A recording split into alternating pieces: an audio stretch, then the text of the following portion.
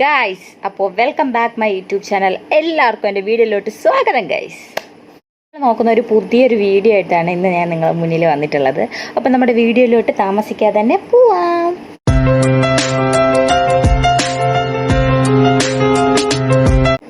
Football ലോകത്ത് അദൃശ്യമായ ചില നൂലുകൾ ഒരാളിൽ നിന്നും മറ്റൊരാളെ ബന്ധിപ്പിക്കുന്നുണ്ട്.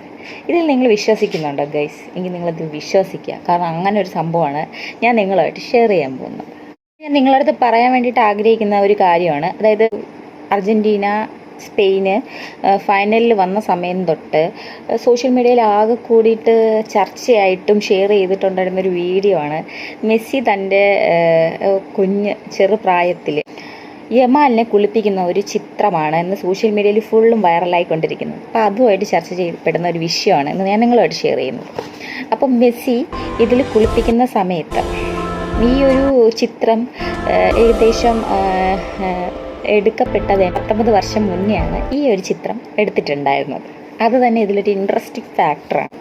അതുകൊണ്ട് തന്നെ പറയാം, മെസ്സി തൻ്റെ കരിയറിൽ ഫസ്റ്റ് അണിഞ്ഞ ജേഴ്സി നമ്പർ 19 ആയിരുന്നു. അത് പിന്നെ ഇന്ന് നമ്മുടെ സ്പെയിനിൻ്റെ യമാലിന് അതേ ആ കുട്ടിയുടെ ജേഴ്സി നമ്പർ 19 എന്ന് ആണ് നമുക്കിന്ന് മനസ്സിലാക്കാൻ പറ്റും. അപ്പോൾ ഇതൊന്നും യാദൃച്ഛികമല്ല. 19 വർഷത്തിന് മുന്നേ എടുത്ത ഒരു ഫോട്ടോ ഇത്രയും ചർച്ചയായിക്കൊണ്ടിരിക്കുന്നു. യമാലിൻ്റെ നമ്പർ ഇന്ന് സ്പെയിനിൽ കളിക്കുന്ന നമ്പർ 19 ആണ് എങ്കിലും മെസ്സി തൻ്റെ കരിയറിൽ ആദ്യമായിട്ട് ഫുട്ബോളിൽ വന്ന ടൈമിൽ എടുത്ത ജേഴ്സി നമ്പറും 19 ആണ്.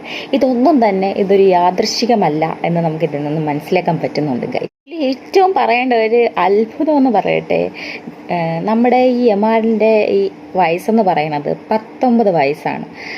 അതേപോലെ തന്നെ ഫിഫ വേൾഡ് കപ്പ് ഫൈനൽ നടന്ന തീയതി 19-ാം തീയതി തന്നെയാണ്.